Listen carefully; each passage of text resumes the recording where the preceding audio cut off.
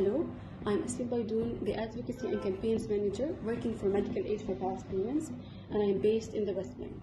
I want to tell you more in details on what happened on Monday, July 3rd, when the Israeli military launched an aerial attack and ground incursion in the densely populated Jenin refugee camp in the northern occupied West Bank. The Jenin refugee camp is home to thousands of already displaced Palestinians that were left homeless during Nakba 75 years ago, and they have been facing the brutality of the Israeli occupation ever since. But what happened over the past 2 days is something we have not witnessed since the Second Intifada. Israeli forces bombarded the camp with airstrikes, and the airstrikes have not been used in the West Bank since 20 years, which left 12 Palestinians, including 5 children, killed and more than 140 injured. In addition, we have 3,500 Palestinians internally displaced because their houses were either damaged or they left because of safety concerns.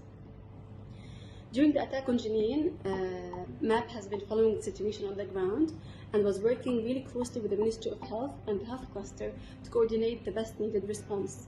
In addition, I was interviewing the PRCS medical workers, and one of the Palestinian Red Crescent Society health workers told me that many of the Palestinian injured were left to bleed in the streets because their teams were prevented from accessing the camp. In one incident, Israeli forces confiscated the keys of 2 ambulances belonging to PRCS, in addition to seizing the mobile phones of the teams who were trying to respond to an emergency call. In another incident, there was an ambulance carrying a woman in labor, but the ambulance was obstructed while trying to get her to the hospital. The sanctity of hospitals was also violated as Israeli soldiers stormed 2 hospitals in Jenin, firing live ammunition and injuring Palestinians inside the hospital. Unfortunately, these are not the only violations health workers have experienced this year. From January to May, PRCS teams have reported 149 violations, a 255% increase of violations compared to 2022.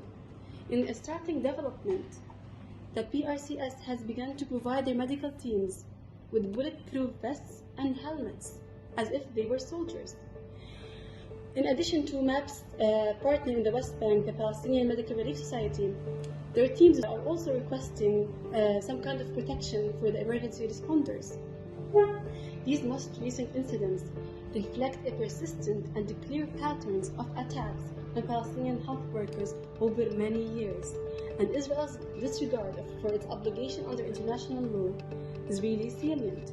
Immediate action is needed to protect Palestinian civilians and healthcare personnel and make it clear to the government of Israel that further violations will be met with meaningful diplomatic and political consequences. Monday's incursions into Jenin is just one of the latest of the dozens of the Israeli military raids into Palestinian towns in the West Bank.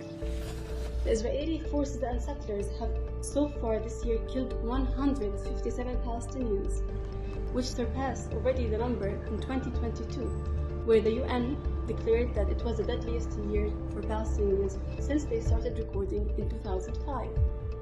Despite the end of this particular deadly incursion, the root causes of violence still persists, and Palestinians and health workers, the violations against them remain unaddressed, and the ongoing failure of the international community to puncture the impunity has been fueling these violations.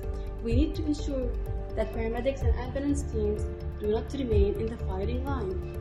This directly endangers health workers and civilians, not only in Palestine, but it erodes their protection in other countries.